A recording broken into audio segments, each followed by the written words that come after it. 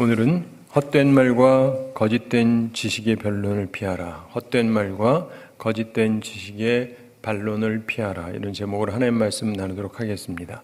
우리가 디모데전서의 마지막을 보게 됩니다.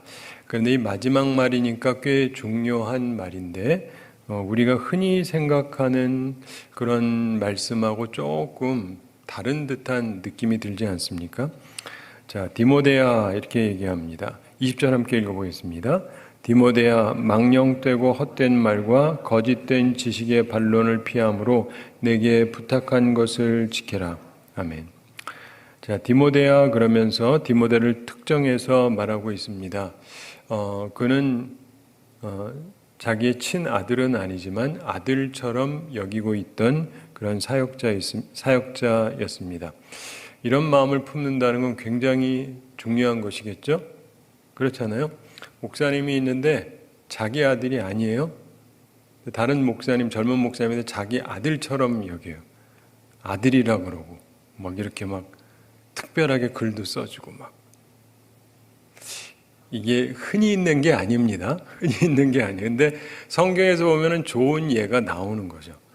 이렇게 되면서 믿음이 전수돼 왔던 거거든요. 우리가 삶 속에서 매우 중요한 부분 중에 하나가 그겁니다. 내 아들만 사랑하는 게 아니라 내 아들이 아니라도 내 아들이 아니고 전혀 상관이 없다 할지라도 하나님께서 부르신 사람을 내 아들처럼 사랑하고 내 아들처럼 여기고 이렇게 살아갈 필요가 있습니다. 저는 오늘날 한국 교회를 보면서 느끼는 굉장히 괴리감 중에 하나가 이 말씀하고 굉장히 벗어나 있어요. 굉장히 벗어나 있어요. 아들은 무조건 밀어주고 아들이 아니면 완전 얘가 다르고 이러면 안 돼요. 근데 예전에 우리 한국 교회가 잘 될 때 보면은 성경 말씀대로 했어요. 성경 말씀대로. 우리 한국 교회가 한창 부흥하고 대를 이어서 잘 돼가고 할 때 보면은 아들한테 줘서 잘 된 게 아니고 목사님이 젊은 목회자를 사랑하고 키워주고 이런 사람이 그 다음 후임으로 하면서 쫙 일어나도록 해줬던 때가 있어요. 근데 요즘 이렇게 보면 그런 때가 있었나 싶은 분들이 많아요. 근데 본래 그랬어요. 우리 한국 교회가. 본래 우리 한국 교회가 그랬습니다. 근데 성경의 전통을 따라서 그랬는데 지금은 이상하게 그게 거의 사그러지고 논점이나 이런 것도 이상한 논의를 많이 합니다. 오늘 말씀이랑도 관련된 건데 노회나 총회 안에서도 모여서 어떤 얘기를 하는데 그런 부분에서 좀 전에 얘기한 그런 부분하고 전혀 맞지 않는 얘기를 너무 많이 해요. 오해하지 마십시오. 아들을 사랑하면 안 된다는 뜻이 아니에요.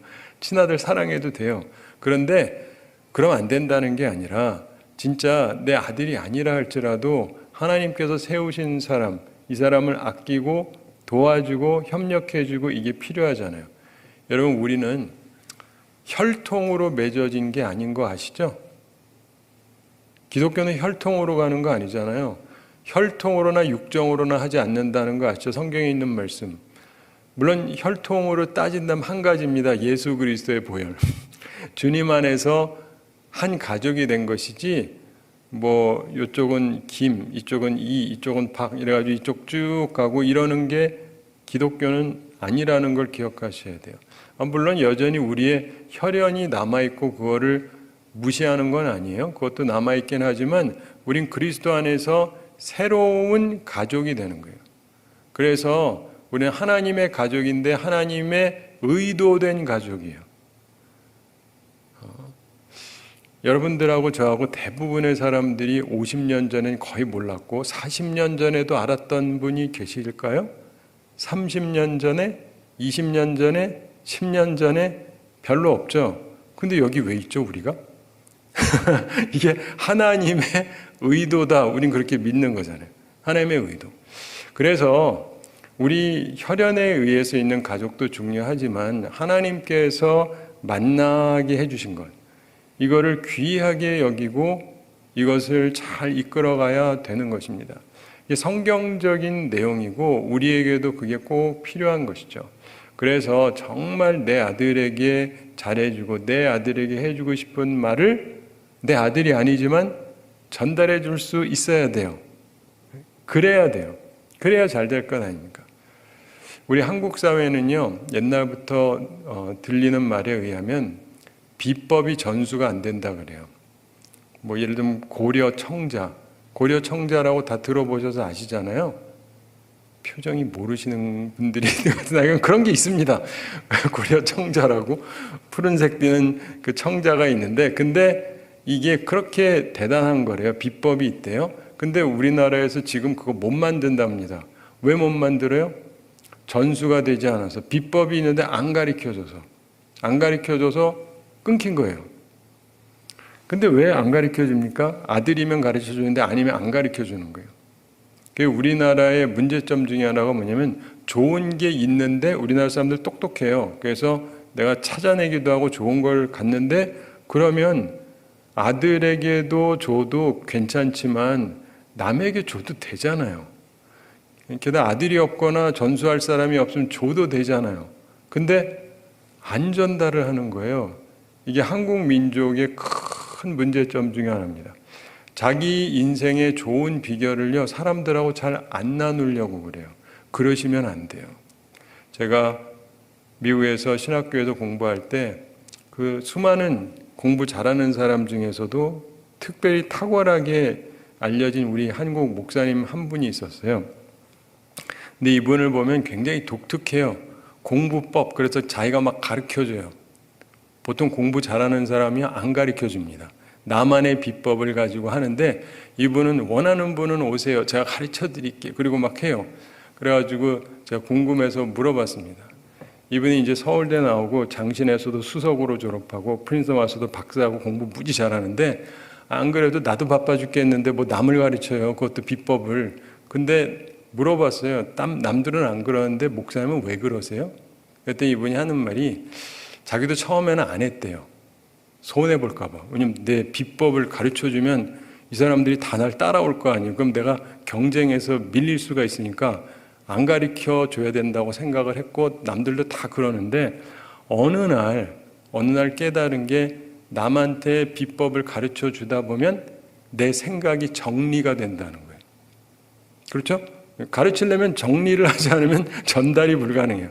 그래서 하다가 보면은 자기가 한 수 올라간대요.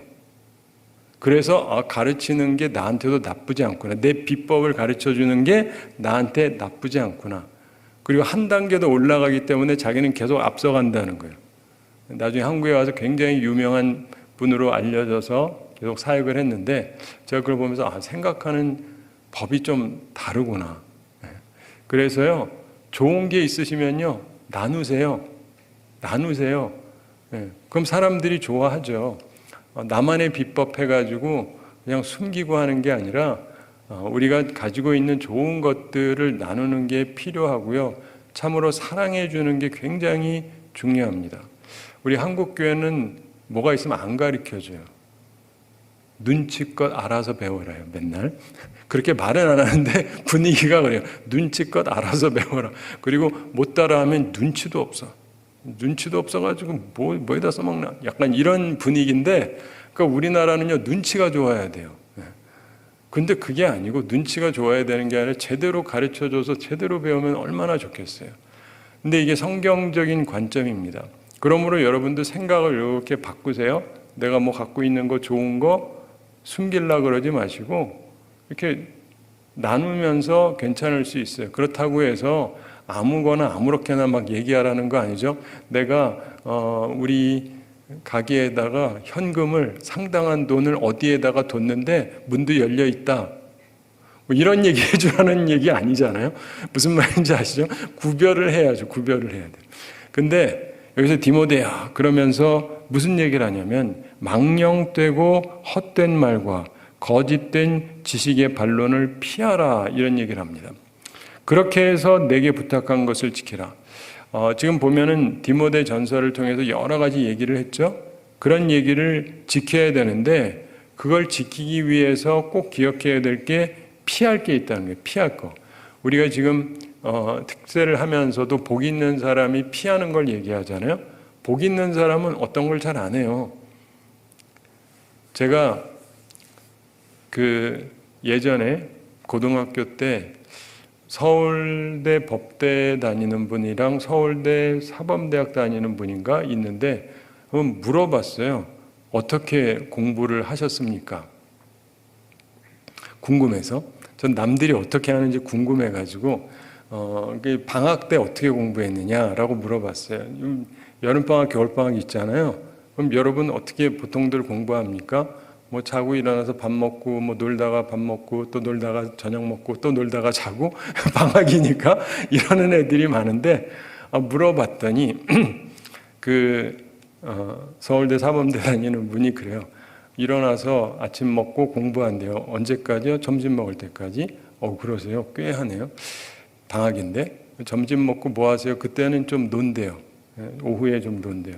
그 다음에는요 저녁을 먹는데 그 다음 저녁 먹고 뭐 하시나요? 그때 공부한대요. 공부를 꽤 많이 하긴 하는구나. 낮에는 좀 놀고 아침 저녁으로 공부를 하고. 좀 학교 다니는 때가 아니에요. 방학이에요. 방학. 그래서 그렇구나. 근데 서울법대에 들어간 분이 있는데 서울법대생이라고 다 그러는 건 아니겠죠. 근데 이분은 항상 그 자기가 있던 데서 전교 수석을 놓친 적이 없고 서울법대도 들어갔고 그러면서 공부를 하는데 물어봤어요. 저 아침에 어떻게 하세요? 뭐 일어나면 밥 먹지. 밥 먹고 뭐 하세요? 공부하지. 언제까지요? 점심 먹을 때까지. 그러세요. 그럼 점심 먹은 다음에 뭐 하세요? 공부하지.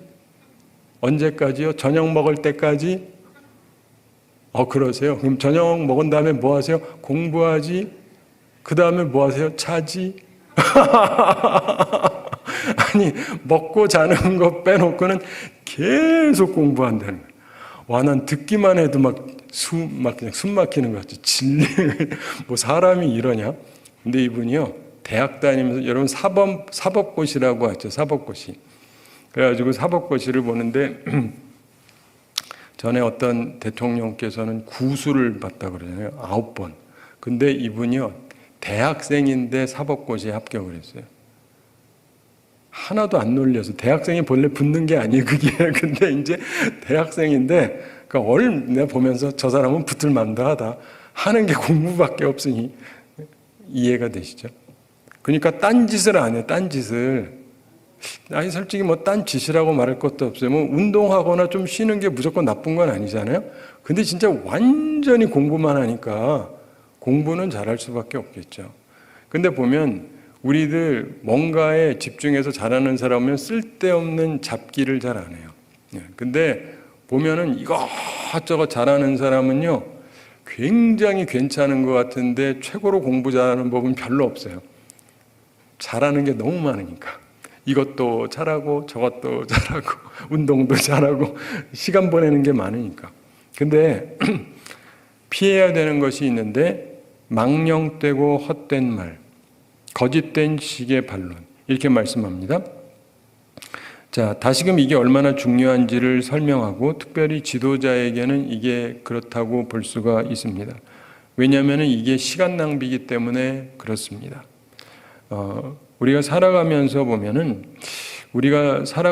보면 안 좋은 것들이 있거든요. 이게 망령되고 헛된 말, 하나님 앞에서 별로 경건하지 못한 그런 말들, 이런 말들을 자꾸 하는 것이 좋지가 않습니다. 그리고 거짓된 지식의 반론, 거짓된 지식의 반론. 여기에서 핵심 중에 하나가 뭐냐면요, 지식이에요, 지식. 근데 거짓된 지식, 그것으로 반론을 하는 거예요. 잘못된 지식을 가지고 자꾸 반박을 하는 사람들이 있어요. 그런 사람들이 옛날이나 지금이나 있고 앞으로도 있을 거예요. 근데 그런 사람들을 보면은요, 굉장히 똑똑한 것 같은데 뭔가 전혀 새로운 것으로 얘기하는데 문제는 잘못된 거예요. 근데 이걸 가지고 막 잘난 척하면서 반론을 제시해요. 그러면 이런 사람들하고 그런 얘기를 들어볼 수도 있고 같이 논쟁을 할 수도 있고 뭐 그런데 이런 것을 피하라 이렇게 말씀합니다. 사랑하는 성도 여러분, 우리가 살아가면서 보면은요, 이제 어릴 때부터 점점 자라면서 조금씩 논쟁을 하기 시작을 합니다. 네가 옳으냐 내가 옳으냐고 막 따지기 시작하고 저희 어렸을 때는 맨날 심심하면 하던 논쟁점 중에 하나가 남자가 나으냐 여자가 나으냐. 중고등부 애들 갈라놓고 이제 하게 되면 항상 남자는 남자 쪽, 여자는 여자 쪽, 남자가 낫다, 아니야 여자가 낫다 뭐 이러면서 막 논쟁을 해요. 이런 것 자체가 쓸데없는 거예요, 사실은. 근데 그러고 맨날 싸워요. 일부러 싸움 붙이고 선생님도 애들한테 싸움 붙이고 그 너무 재밌어요. 재밌다. 이게 괜히 싸움 붙이면서. 근데 우리가 보면은요, 쓸데없는 그런 얘기들 하면서 잘난 척 하면서 반론을 제기하고 이러는 거를 할 수는 있는데 그런 걸 하다 보면 정말 중요한 걸 놓치게 돼요. 사람은요, 말싸움에서 되는 게 아니에요. 미국이 예전에는 그래도 괜찮았는데 언젠가부터 조금 이상해지기 시작을 했어요. 근데 이제 그 이유 중에 하나가 뭐냐면 텔레비전이 나왔잖아요. 텔레비전이 나오니까 사람들 앞에서 토론을 해요. 우리나라보다 먼저 했죠. 그러면서 그전에야 뭐 텔레비전 자체가 없으니까 이 사람 얼굴 볼 일도 없고 이런저런 부분에서 보기가 좀 어려운데 TV가 나오다 보니까 이제 얼굴도 보이고 어떻게 생겼는지도 보이고 표정도 보이고 뭐 그러면서 이제 질문도 하고 그러면서 조금씩 이제 반론을 제기하게 하고 그러면서 얘기를 하는데 그러다 보면은 이 사람들이 틀린 얘기를 하기도 하는데 어떤 경우는 대놓고 틀린 얘기를 해요. 그러니까 이제 점점점 발전하다 보니까 저거는 틀렸다 맞았다 뭐 이런 거를 또 제시하기도 하고 근데 그러면서 상대방을 공격을 합니다. 그럼 재밌어요. 그래서 사람들이 이걸 굉장히 좋아합니다. 그래서 미국 사람들은 그걸 보고 결정을 많이 해요. 그거를 누가 배우고 있을까요? 대한민국이 배우고 있는 거 아시죠? 그래가지고 옛날엔 아니었어요. 해도 뭐 그런데 이제 사람들이 그거 보고 거의 결정을 해요. 근데 결국은 뭐냐면 누가 말 잘하나요? 따지고 보면 그 누가 상대방을 효과적으로 공략을 하고 이렇게 하느냐 그 분위기가 그래요. 근데 말 잘한다고 나라 통치가 되나요? 그건 완전 별개 문제잖아요. 근데 하나님의 일을 하는 것도 마찬가지입니다. 하나님의 일을 하는데 논쟁하고 논쟁 이기고 이게 여기에다가 시간 보내지 말아라. 저도 젊었을 때는 논쟁하고 이기는 걸 굉장히 재밌게 생각을 했는데 근데 말씀을 알면서부터는 피해요. 가능하면 안 해요. 여러분도 웬만하면 하지 마세요. 쓸데없는 그런 거 하지 마세요. 그 자체가 시간 낭비예요. 이겨봤자 소용없고 저도 기분 나쁘고 이래저래 별 의미가 없어요. 좋은 의미에서 배움을 위한 토론이라든가 이런 건 괜찮은데 그렇죠. 배움을 위한 토론은 괜찮은데 그게 아니라 논쟁하고 싸우고 상대방을 치고 이게 좋은 거냐? 그렇지 않습니다. 그러므로 우리가 이것을 염두에 둘 필요가 있는 것입니다. 이런 얘기가 있죠. 어떤 남자가 여자를 사귀게 되는데 둘 다 믿음 좋은 척을 무진장 열심히 하던 두 남녀였답니다. 그래가지고 사귀고 이제 결혼 얘기도 하고 그랬는데 이제 남자가 이제 그 출장을 간 거예요. 출장을 가가지고 이 옛날 얘기인데 출장을 가가지고는 이제 여자한테 뭐 글이라도 좀 써보내면 좋겠는데 생각하기를 그 전보를 하나 보내자 해가지고 요한일서 4장 18절 해서 보냈어요. 한번 찾아보세요. 요한일서 4장 18절이 뭐죠? 예. 요한일서면은 지금보다 조금 더 뒤죠? 요한일서 4장 18절에 보면 이런 말씀이 나옵니다. 사랑 안에 두려움이 없고 온전한 사랑이 두려움을 내쫓나니 두려움에는 형벌이 있음이라. 두려워하는 자는 사랑 안에서 온전히 이루지 못하였느니라. 그러니까 딴 생각하지 말고 편안하게 있으라는 얘기죠. 사랑 안에 두려움이 없다. 온전한 사랑은 두려움을 내쫓는다. 걱정하고 두려워하고 의심하는 것은 온전한 사랑이라고 볼 수가 없다. 두려우면 형벌이 있다. 그렇죠? 그러면서 두려워하는 자는 사랑 안에서 온전히 이루지 못하였느니라. 이런 얘기를 써서 보냈습니다. 근데 그걸 보냈는데 여성이 받았어요. 여성이 찾아가지고 봤는데 너무 이상한 글이어가지고 엄청나게 화가 났습니다. 왜 그랬냐면 요한 1서 요1인데 요1에서 2를 빼고 요한복음 4장 18절이라고 보냈어요. 보내는 사람이. 요한복음 4장 18절이 뭔지 한번 찾아보실래요? 그래도 성경 말씀이니까 뭐를 보내도 괜찮지 않을까요? 그렇죠? 성경에 있는 말씀이니까 나빠봤자 뭐 나쁘겠어요. 그렇죠? 요한복음 4장 18절. 너에게 남편 5이 있었고 지금 있는 자도 내 남편이 아니니 내 말이 참되도다. 이걸 보고 그 여성이 얼마나 화가 났겠어요. 네가 남편이 5이나 있었다는 성구를 보냈으니까. 자, 이게 물론 실수지만 우리가 기억을 해야 되는 게요. 성경이나 이런 거 가지고 막 할 때도 잘못 쓰면은요, 완전히 이상한 길로 빠질 수가 있어요. 그래서 사실 성경을 보는 방법에 대해서도 기독교 역사를 보면 여러 가지 방식들이 있었어요. 그래서 주의해야 되는 방식, 이런 식으로는 쓰지 마라. 그런데 사람들이 은근히 좋아해요. 왜 그러겠어요?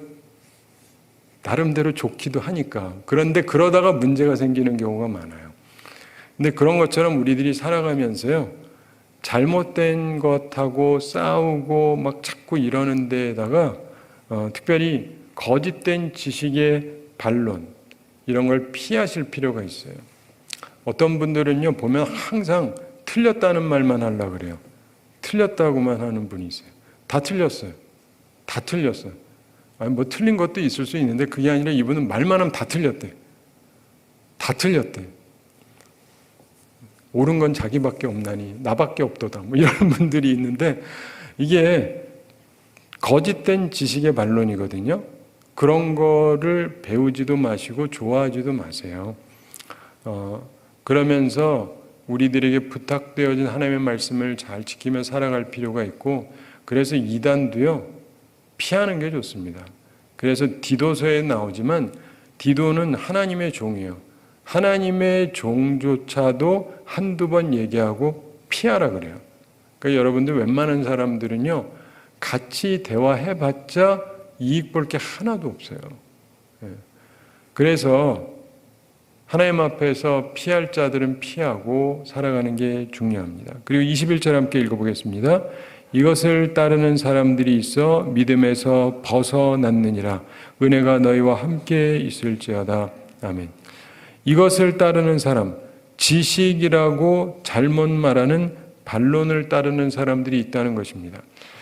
보면은 이제 창세기부터 시작해서 또 요한계시록도 그렇고, 그 다음에 여기저기에서 이 이단들의 특징이 뭐냐면은 우리가 특정한 지식을 갖고 있다고 얘기해요. 그리고 이렇게 보면 못 듣던 얘기가 많습니다. 대부분의 사람들은 교회에서 전혀 못 듣던 얘기를 해요. 이게 뭐지? 못 듣던 얘기인데, 근데 교회에서 보통 얘기하는 건 잘못된 건 없으니까 그 얘기도 제대로 된 건 줄 아는데 완전 딴 길로 가는 거예요.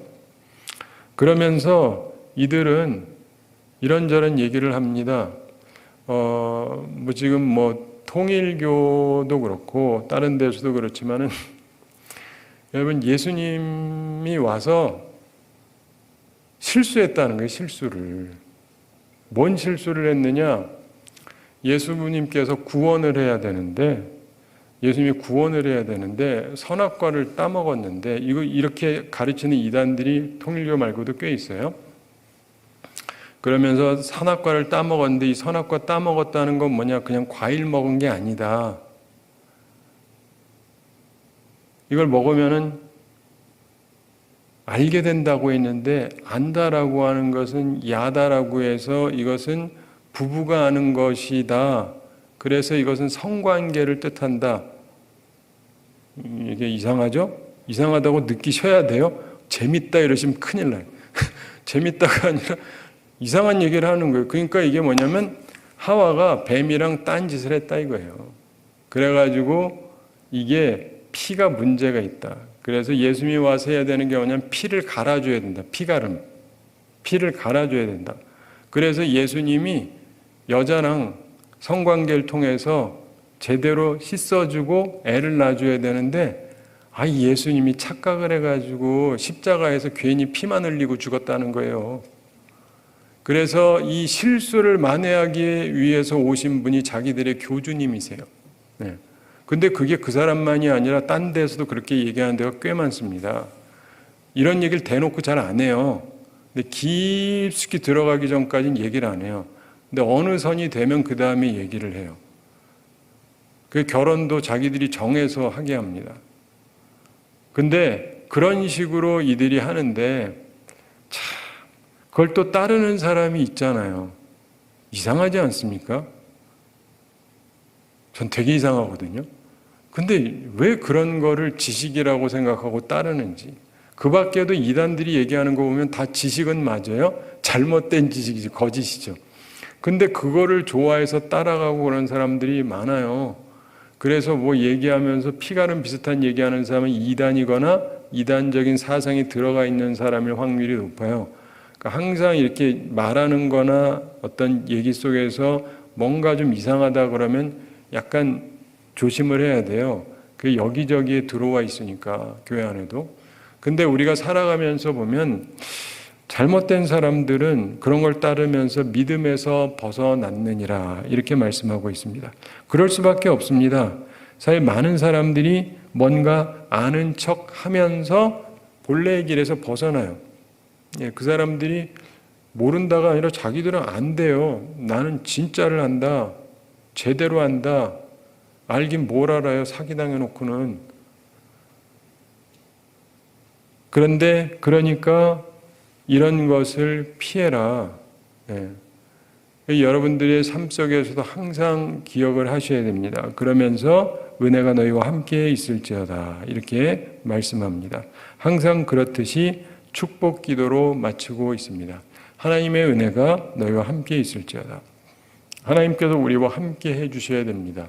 하나님의 은혜로 우리가 사는 것이기 때문에 그렇습니다. 사랑하는 성도 여러분, 요즘 어떻게 사시는지 모르겠는데 살다가 보면은 뭐 좋은 날도 있고 나쁜 날도 있고 뭐 그렇죠. 그런데 어떤 남성이 좌절과 낙심에 빠져 있었습니다.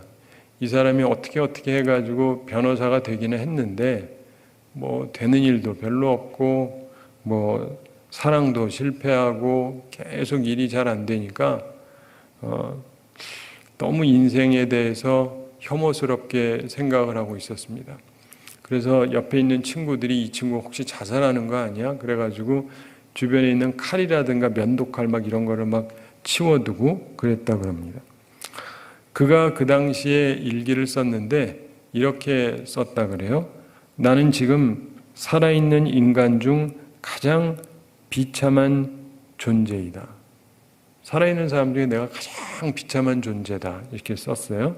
내가 이 상태에서, 이 비참한 상태에서 더 나은 삶을 살 수 있을지 없을지 나는 알 수 없다. 아마 더 좋아지는 일은 불가능할 것이다. 이렇게 썼습니다. 누구보다도 내가 가장 비참하고 나아질 일은 없을 거다라고 썼어요. 근데 이후에 이 사람은 우리가 잘 아는 사람이었는데 꽤 유명한 인물이 됩니다.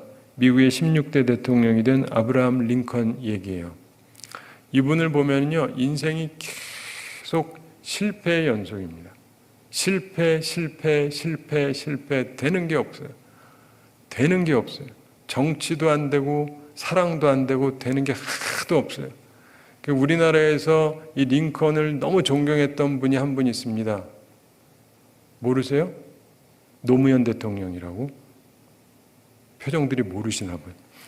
그래가지고 진짜 그래서 그분도 안 되는 게 되게 많았거든요. 근데 링컨을 바라보면서 열심히 살았어요. 근데 링컨하고 그분하고의 결정적 차이가 하나 있었습니다. 뭐죠? 예? 뭐죠? 예수를 믿느냐 안 믿느냐요. 맞죠? 하나님을 믿느냐 안 믿느냐. 사람이 나름대로 긍정적인 마음으로 나가볼 수도 있고 도전해 볼 수도 있고 그런데 하나님을 믿으면서 나아가는 것과 하나님에 대한 인식이 없이 그냥 최선을 다해 살아가는 거하고는 아주 달라요. 결과가 달라요. 그분이 예수님을 믿었다면 마지막이 달랐을 거라고 저는 생각을 합니다. 사랑하는 성도 여러분, 우리가 살아가면서 보면 정말 오늘도 여러분이 하나님 앞에 잘 나오셨는데 잘 나오셨지만 그게 그냥 왔다 갔다가 아니라 정말 하나님을 만나러 오시는 마음, 하나님의 말씀을 들으려고 하는 그런 마음, 그리고 오늘도 하나님께서 나한테 이런 걸 주신다라는 걸 생각하면서 생각하셔야 돼요. 저만 해도 수많은 논쟁거리와 이런 것들을 보면서 나도 한판 해볼까 싶기도 하다가도 이런 말씀을 보면서 무슨 생각해요? 관두자, 접고 나는 말씀만 전하자. 그렇죠? 네. 나는 말씀에 집중해야 된다. 이런 생각을 하는 거예요. 여러분도 마찬가지입니다. 이제 새해도 맞았는데 우리가 하나님의 말씀을 항상 사랑하면서 하나님 말씀 중심으로 살아가야 돼요. 하나님 말씀만이 우리의 문제를 진정으로 해결할 수가 있다는 걸 꼭 믿으시기 바랍니다. 다른 방식으로 세상에서 아무리 해봐야 결국 남는 거는 허무함밖에 없어요. 허무함밖에 없습니다. 여러분 잘 아시는 가인 얘기 아시죠? 네, 동생 때려 죽인 가인. 그 사람이 아벨이랑 하나님 앞에 제사를 드렸잖아요. 우리 식구를 예배 같이 드린 거예요. 근데 하나님께서 동생 거는 받고 자기 건 안 받으셨어요. 예배를 드리는데 눈에 띄게 쉽게 말하면 얘는 은혜를 받고 나는 하나님이 나한테 하나도 은혜를 안 줘요. 기분이 상했어요. 그래가지고 동생을 보면서 이렇게 하고 있는데 하나님이 가인한테 무슨 말을 하신 거 아세요? 네, 어떤 분들은 모르는 것 같아요. 하나님께서 가인한테 얘기를 해주세요. 이게 바로 말씀이잖아요. 말씀. 그러면서 너 안색이 왜 그러니? 아니 교회 나왔는데 표정들이 왜 그러세요? 이런 얘기랑 비슷한 거예요. 교회 나왔는데 표정이 왜 그러세요? 네. 근데 하나님께서 얘기하는 거, 너 안색이 안 좋다? 네. 그래서 속으로 나쁜 마음을 품고 있는 거를 아시죠? 그래서 하나님이 뭐라 그래요? 죄를 다스리라 그래요. 죄를 다스리라. 동생 없애고 싶은 마음 다스려라. 말씀을 들었으면 어떻게 해야 돼요? 순종해야 되잖아요. 말씀에 순종해야 되잖아요. 말씀에 순종했으면 동생 안 죽였겠죠. 그리고 최초의 가인, 최초의 살인자로 우리에게 알려지지도 않았을 거 아니에요. 근데 말씀을 무시했거든요. 말씀을 무시했으니까 그의 인생이 꼬이기 시작을 한 거예요. 동생을 죽이고 나서 아무도 모르는 줄 알았는데 하나님께서 아시지 않습니까? 그래서 가인한테 묻습니다. 네 동생이 어디 있느냐? 하나님께서 질문을 하시는 거예요. 내 동생이 어디 있느냐?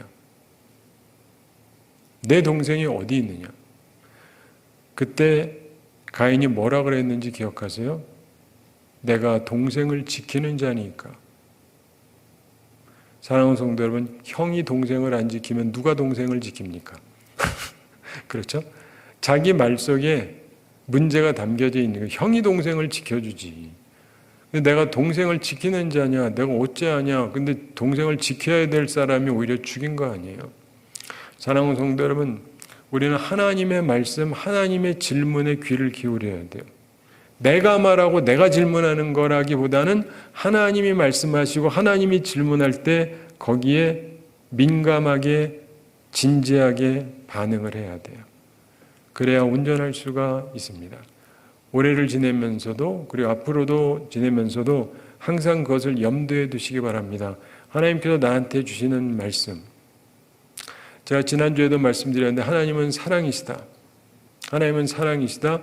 그런데 이거 이단도 잘 쓴다니까요. 이거 아무 말이나 듣고 하나님은 사랑이시다. 이렇게 하지 마시라고 분별은 하셔야 돼요. 근데 또 동시에 우리가 기억을 해야 되는 것이 하나님은 사랑이시다 라고 하면서 우리가 제일 피곤한 게 뭐냐면 내 원수, 내가 미워하는 사람, 저 사람이 내 말 안 듣고 나한테 못되게 굴었고, 그럼 이 사람한테 하나님이 사랑으로 대하셔야 돼요? 이게 피곤하다니까요. 그냥 하나님은 나한테만 사랑이셔야지. 근데 하나님이 나한테만 사랑이 아니시란 말이에요. 그러니까 그 말씀을 마음에 품어야 돼요. 하나님 말씀을. 그리고 하나님께서 그렇게 하시면 또 그렇게 해야지 어쩌겠어요.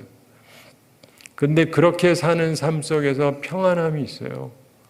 모두를 원수로 삼고 모두를 미워하면 내 삶 자체가 지옥이에요. 그렇잖아요. 그렇잖아요. 사랑하는 삶의 이유가 있는 거예요. 제가 참 좋아했던 말씀 중에 하나가 뭐냐면, 야곱이라는 사람이 하란에 가서 일합니다. 그러니까 딴 나라 가서 일하는데, 제가 딴 나라 가서 살아봐서 아는데, 딴 나라 가면요 시간이 안 가요. 친구도 없고 아는 사람도 없고. 근데 이 사람이요 7년을 수일처럼 일했대요. 왜요? 사랑하는 여자가 있어서. 그게 인생의 비결이에요. 7년 동안 일한 거 다 바쳤어요. 그 아버지한테. 자기 외삼촌한테 드리는데 뭐 7년 일하고 남는 거 하나도 없어요. 근데 좋았어요. 왜요? 사랑이 있으니까. 7년 연봉이 날아가도 상관이 없어요. 사랑이 있으니까. 근데 사랑이 없잖아요. 사람은 살 마음이 없는데, 특별히 미움만 가득 차가지고는 살 마음이 안 생겨요. 그러니까 하나님은 사랑이시고 우리가 서로 사랑하기를 원하시잖아요. 이 말씀대로 살아야 살 맛이 나요. 네, 살 맛이 난다고요. 그러니까 살기 싫은 방식으로 살지 마시고 살 맛을 느끼며 살아가는 우리가 되어야 할 것입니다. 바라기는 이 말씀대로 살아서, 그리고 하나님께서 기뻐하시는 뜻을 따라서 살아감으로 하나님께서 우리에게 주시는 올해 그리고 앞으로의 인생을 아름답게 살아가는 우리 모두가 되기를 바랍니다. 우리 함께 기도하겠습니다. 사랑의 하나님 아버지, 우리를 사랑해 주시고 오늘도 저희에게 귀한 말씀 주심을 감사드립니다. 하나님의 말씀을 기억하면서 저희들이 온전히 살아가게 하여 주시옵소서. 디모데를 향하여서 이 말씀을 쓰고 자신의 친아들처럼 참으로 사랑했던 이 바울의 모습처럼 우리의 모습이, 우리 한국교회의 모습이 온전한 모습이 되게 하여 주시옵소서.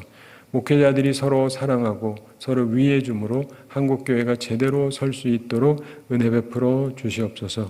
또한 주님께서 함께하여 주셔서 우리들 가운데 하나님의 말씀을 지키기 위해서 잘못된 것들 피하게 해주시고, 특별히 우리가 망령되고 헛된 말, 거짓된 지계, 반론 이런 것들을 피할 수 있게 하여 주시옵소서. 그것을 따르는 사람들이 믿음에서 벗어나고 한국교회 그런 사람들이 너무나 많습니다. 주여, 우리 한국교회를 긍휼히 여겨주시고 하나님께서 미혹된 자들을 긍휼히 여겨주시고 하나님께로 돌아올 수 있도록 은혜 베풀어 주시옵소서. 한국교회가 하나님 앞에서 정신 차리고 하나님 말씀을 온전히 전달하고 그 말씀대로 살아가므로 많은 사람들이 진정한 구원을 얻는 온전한 나라가 되게 하여 주시옵소서. 오늘도 주님 앞에 나오며 기도하오니 주께서 우리들과 함께해 주시고 또 한 해를 지내면서도 주의 말씀을 따라 살아가므로 우리에게 한 번밖에 없는 인생을 생명력 넘치는 아름다운 사랑의 삶으로 살아가는 저희들 다 되게 하여 주시옵소서. 감사드리며 예수님의 이름으로 기도드리옵나이다. 아멘.